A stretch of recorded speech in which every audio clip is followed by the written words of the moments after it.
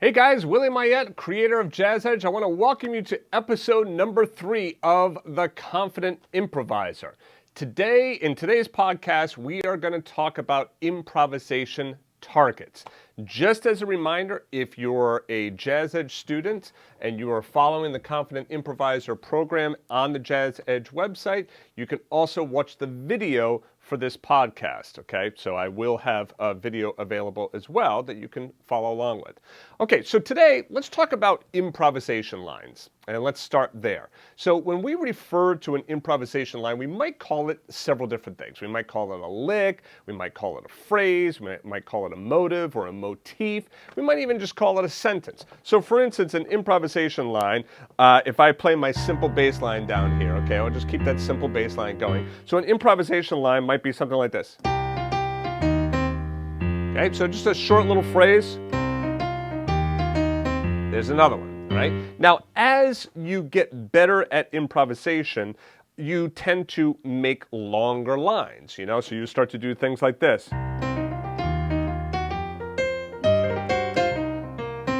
So you can hear that the line is a little bit longer. It spans several measures. Don't worry about getting there just yet. It's okay. I just want to kind of explain to you that sometimes the line might be short, it might be longer. A great way of thinking about lines and improvisation lines is to think of them like sentences. So when I get to the end of my sentence, what am I going to do? I'm going to take a breath, right? And if I don't take a breath, then I'm going to pass out, all right? So we obviously need to get to an end of a sentence, we take a breath, and then we have another sentence. It's also important to realize, and why the analogy is so good, is that if I don't take that breath, like, you know, like we all have that friend who they just keep talking and talking and talking, and you can like never get a word in edgewise, and it's like it seems like they never get to an end of a sentence, and that gets very difficult to listen to, doesn't it? Sometimes it's like you feel like kind of bombarded, and that's why with improvisation we want to make sure that we put in those rests and the whole play rest thing. We will end up talking about playing and resting a little bit later. Right now, I want to focus mostly on these improvisational targets. All right, so anyway, that's what we might call an improvised line. A lick, a phrase, a motive, a motif, a sentence, whatever, okay? And it might look something like this. And if you're not watching the video, you see that, you know, we have kind of a line that goes up and then it starts to curve down and then it comes back up again. So that means like we might go up and then come down and then go up, you know, something like that. Or do something like that, all right? So the line goes up, comes down a little bit, goes back up. Doesn't matter what the shape of the line is. This is just an example. I could easily do a line that starts high and goes low, and it's a straight shot down. All right, there you go. So it's a straight shot down, or the opposite way. There's a straight shot up, okay? So the shape of the line has zero impact, zero meaning. Okay, we're not worried about the shape of the line right now. What we are worried about is the fact that the line starts and ends. This is super important. So let's go through this nice and slow, make sure that you really fully understand this. So every improvised line has a start and an end, right? So let's just keep this simple. So if I go up like this, right? So I started on C, and I went up to G. So my first note was C, and my last note was G. I have a starting point, and I have an ending point. Now, when we are paying attention to these starting and ending points, this is what we call targeting, right? So we are targeting in our improvisation. Targeting, you're going to realize, is a super important thing to do when you improvise, okay? And if you don't target, you're going to see very quickly in a second why targeting is so important, and if you don't do it, why your improvisation is not going to sound great, right? So the best way of explaining targeting is to actually get in and let's actually create some lines. Before we do that, just remember, we have a starting point and we have an ending point. So we have a start and an end. We start the line someplace and then we end the line. Okay, so here what I have on the screen is the ingredients for exercise number 3, which is just simply the first 4 notes of the minor pentatonic scale. It's just 4 notes: C, E flat, F, and G. Okay, So now, like I said, there's always going to be a starting note with your improvisation, and there's going to be an ending note with your improvisation. What I'm going to do right now, and this is great, especially since it's a podcast, because you could really focus on listening and not watching what I'm playing. I'm going to play two different improvised lines, all right? I'll tell you, this is line 1 and here's line 2, all right? I'll put some space in between. Line 1 and line 2, in one of them, I'm going to focus on targeting, and in another one, I'm going to just not focus on targeting at all, all right? So here's the first line. I'll start with the bass line first. Here comes line 1.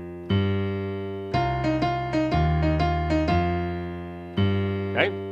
So there was line 1. Now here's line 2.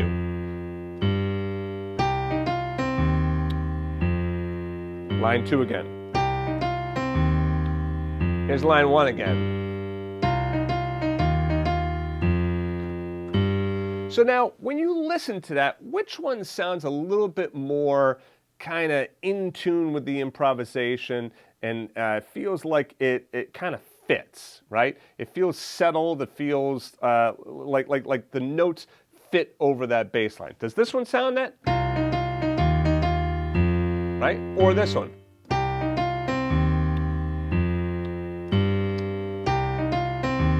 Now, if you answered line number 2 here, this one, I would agree with you. This one doesn't really sound like it fits with that bass line too much. There's a lot of tension and a lot of rubbing that's going on, okay?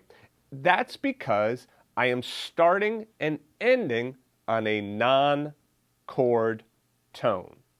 I am starting my line and ending my line on a non-chord tone. Okay, so when I played this was F, E flat, F, E flat, F, E flat, F. So I'm starting the line on F and I am ending the line on F. But now let's remember, what was our accompaniment again? It's a C minor chord, right? Then to F minor, G7. So the C minor chord, remember in our podcast episode last week, we talked about mastering our chords. So we really want to know very quickly, what are the notes of that C minor triad, right? Well, it's C, E flat, and G, right? So is the note F in that? No. C, E flat, and G are my chord tones. The note F would be considered a tension. You know, for those of you that want to know, that would be considered the 4th or the 11th on a minor chord. Typically, we would call it 11. We're not going to dive down that rabbit hole between 4 and 11. Don't worry about that right now. The thing to focus on is that I was starting my line and ending my line on a non-chord tone. Now, that was line 1. Okay? Now, when I did line 2, there I started on G, then E flat, F. I still played the F, but then I finished on C. So I started on G and I ended on C. Well, again, are those chord tones on a C minor chord? You bet they are, right? So G and C are part of that C minor chord. So here's the deal. If you want your improvisation to sound good, you do not always have to start on a chord tone, okay? You do not always have to end on a chord tone. But right now I'm talking to the improviser who's just getting started, right? You know, so like if you're more of a pro, you know you could break these rules. But to get started, if you want your improv to sound more quote unquote right, you know, or good to your ears, start and end on a chord tone.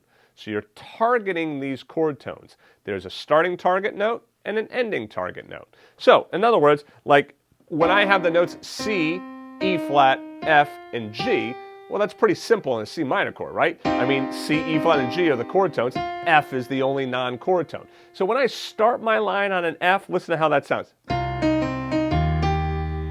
Right? So now I ended on G, right? I did F, E flat, C, E flat, F, G, right? So I ended up ending on a chord tone, but I started on a non-chord tone. So when I start the line, it sounds a little rough at first. It sounds a little bit tense, but eventually when I end the line, yeah, it sounds fine. It sounds good, okay? So the starting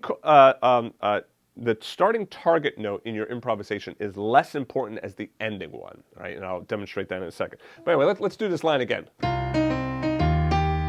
right? So that's fine. Okay, so the ending target note was a G. It's a chord tone. Sounds great. Even though the first note in that line was an F and it's a non-chord tone, it gets resolved so the ear doesn't really remember it. Now listen to what happens if I end on an F.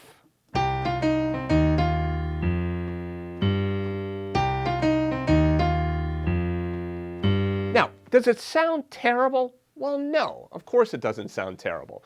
But as you start to add more notes to your scales and your ingredients, you're going to have notes that are really going to start to sound outside and sound much more tense, okay? For instance, if I used a chromatic scale and I did something like this, right?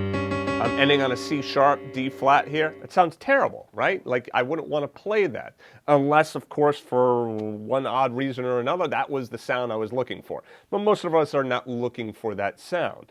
So there, that final target note, the ending target note, was a non-chord tone, and it made the line not sound all that good. Right? So now, what if we go to the ingredients number 2? So this is the 5-finger blues scale.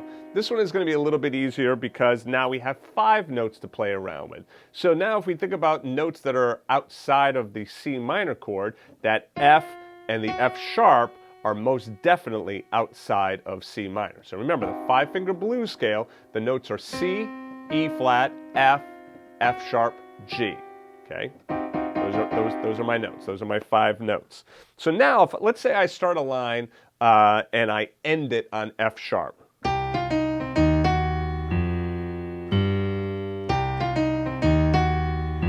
Right? You hear it right away. It sounds very, very tense, you know? And, you know, maybe you like the sound, maybe you don't, but the point is it definitely adds on a lot of tension. Now listen to what happens if I start the line on an F sharp, but I end on a chord tone.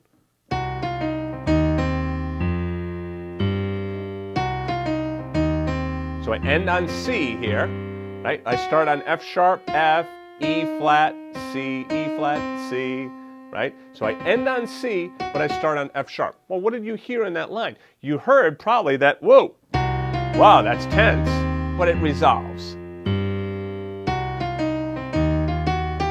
If I end on G there, right, it resolves there as well, okay? Now, so there, that's not bad. Even though I start on the F sharp, it creates the tension at the beginning of the line, but ultimately, when I resolve the line, when I get to my final target note, it's a chord tone and it works. So now you might be thinking, well, it seems to me like that final target note is really the most important. If you think that, you're right. It's really that final note that you play in your line that people are going to hear and they're going to remember. So if you find when you're playing lines or when you're creating improvisation, you're creating licks, you know, if you find that your improvisation is just not sounding the way that you want it to sound, then it's likely that you're ending your improvised line on a non-chord tone. Okay? Again, as a reminder, as you improve and you learn more about improvisation, you do not always have to end your lines on a chord tone. But right now we're trying to get started and just trying to get some rules that are kind of just really help you establish a strong foundation. So start with a chord tone, end with a chord tone. Remember, the chord tone is whatever chord you're on for the moment. So when we do C minor here, right? But then we go to F minor, then G7. Okay? So let's say when I get to the G7, I end on a B natural. Now we haven't talked about adding in that note, right? But listen to what happens.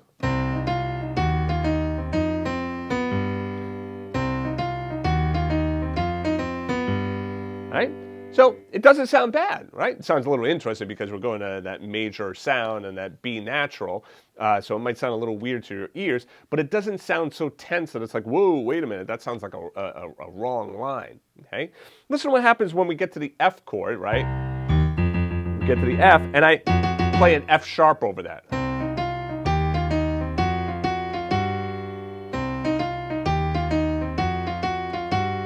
Right? And I get to the G and I'm still playing the F sharp. You can hear there's a lot of tension there, right? Now, you've probably heard of tension and release. and where we want to release that tension. Well, to release the tension, move it away from being a non-chord tone and move it to a chord tone. So the easiest way of doing that is usually just moving it by a half step.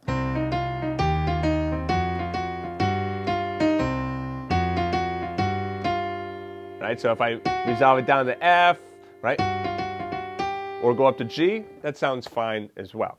So try playing around with your starting and ending target notes, and the biggest thing is just kind of keep that in mind when you're improvising. If you keep it in mind, you don't have to really do much necessarily. Just keep in mind that, oh, okay, where am I starting this and where am I ending this? And then listen to the sound and ask yourself, do I like the sound of that line? If you don't like the sound of the line, well, then likely you're starting on a non-chord tone, or you're ending on a non-chord tone. Don't worry if you don't fully understand target notes and all of that. There's a couple of things that you can do. Number one, I will be doing a longer lesson on that with some more examples. Okay. And number two, you can join me every Thursday at 1 o'clock for the Confident Improviser live training. Right? All you need to do is just log in at JAZZEDGE, and then you can see it right up in the live training menu item. If you're not a member of JAZZEDGE, check it out. I think that you would enjoy it, and I think that you would find that the lessons are set up step by step. Every Tuesday you could do coaching with me. Every Wednesday you can get online and do office hours. Every Thursday you could do the Confident Improviser with me. So there's a lot of live training and live interaction between me and my students. It's not some other teacher, it's me, right? So the JAZZEDGE program is really me. So when you write in or you see live stuff, it is me doing it, right? We are not a huge corporation in which we farm out all of this stuff, to some customer service place, halfway around the world. When you're dealing with JAZZEDGE, you're dealing with Willie Mayan, all right? So anyway, hope that I'll see you in the site, and then I'll see you in the next podcast episode.